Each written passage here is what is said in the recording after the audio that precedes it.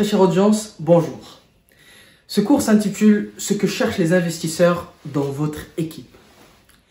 Il est fort probable que vous ayez proposé aujourd'hui à des personnes de votre entourage de devenir vos cofondateurs, alors qu'en réalité, ils n'ont pas un apport réel et palpable sur l'avenir de votre projet.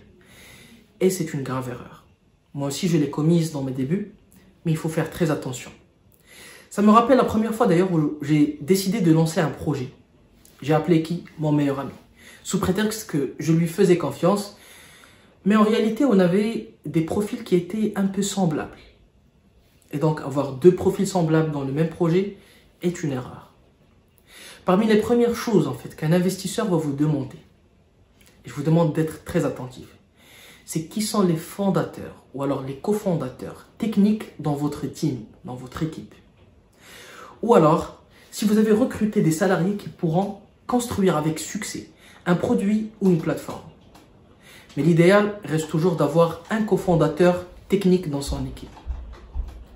Cela n'empêche pas en fait que vous pouvez être le seul et unique fondateur de votre startup.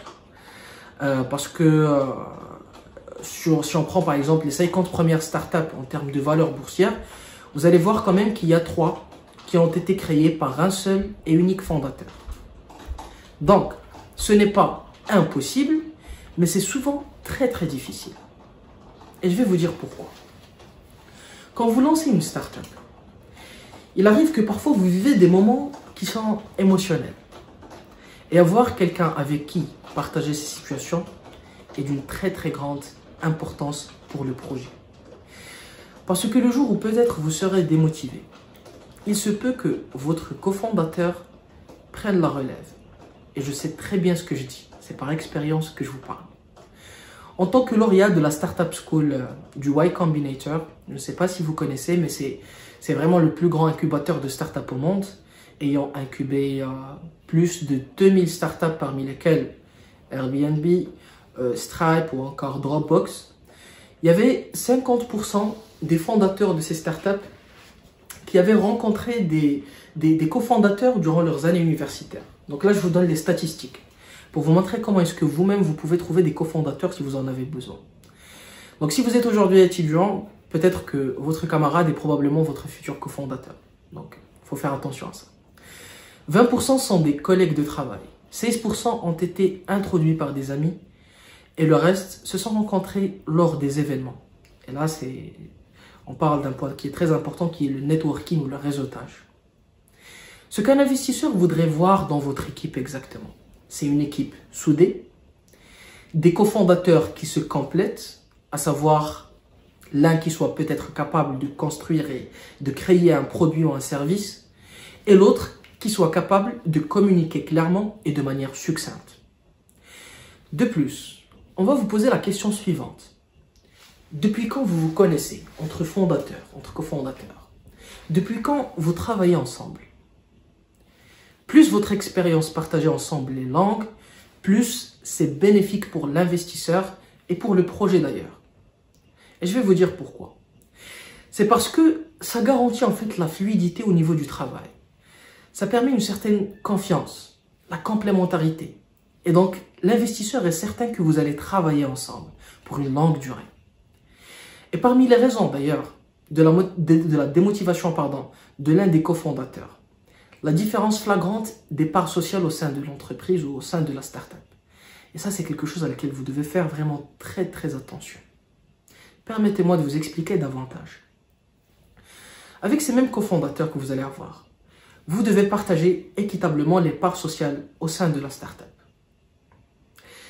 Savez-vous ce que vise un investisseur lorsqu'il vient vous parler ou alors lorsqu'il vous fait une proposition?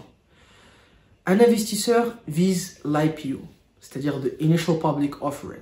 En d'autres termes qui sont plus simples, l'introduction en bourse. Chose qui nécessite en moyenne 8 à 10 ans. Et donc, avec votre cofondateur, vous devez partager les parts sociales au sein de votre entreprise de manière équitable.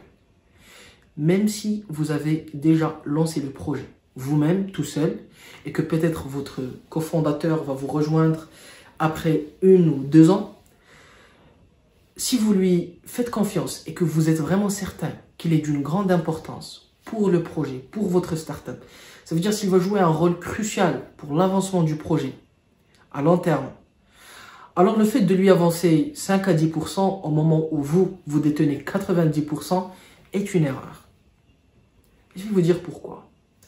En détenant 25 à 50% carrément, vous êtes sûr qu'il sera investi autant que vous et qu'il ne va pas vous laisser tomber à mi-chemin. C'est une erreur que moi-même j'ai commise auparavant, quand j'avais lancé PoWords. PoWords qui était une application mobile qui permet de résumer des bouquins. Et donc j'avais un cofondateur qui détenait 10% du capital au moment où j'en détenais 90%. Savez-vous ce qui s'est passé? J'avais dû le motiver chaque jour, l'appeler pour lui, rappeler qu'on doit résumer des chapitres, qu'on doit partager avec notre réseau, qu'on doit parler à la presse, qu'on doit travailler même durant les week-ends et les vacances, parce que finalement, c'est ça une start-up. C'est dans cet esprit que ça marche.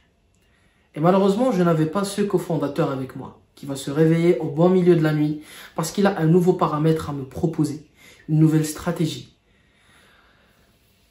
Malheureusement, donc le projet n'a pas vraiment marché. Donc, ça a duré pendant quelques mois, mais au final, il n'y avait plus en fait cette motivation. Et donc, j'ai compris que c'était vraiment dû au manque de motivation de mon cofondateur, cette autodétermination, de self-motivation. Et donc, la conclusion, c'est que les investisseurs vont vous poser des questions à propos des parts sociales, à propos de vos cofondateurs. Et vous devez être prêt à justifier pourquoi l'un des cofondateurs ne détient qu'un petit pourcentage si c'est le cas. Et si vous pensez que vous pouvez changer ça dès maintenant, alors choisissez intelligemment vos cofondateurs. Prenez du temps pour analyser et choisissez les bonnes personnes. Et une fois que ce sera fait, offrez-leur ce qu'ils méritent. Réservez votre appel téléphonique, nous allons parler de ça. Et n'oubliez pas, à très bientôt, gardez votre motivation, je compte sur vous pour ça et je vous souhaite un bon courage pour ce qui va venir.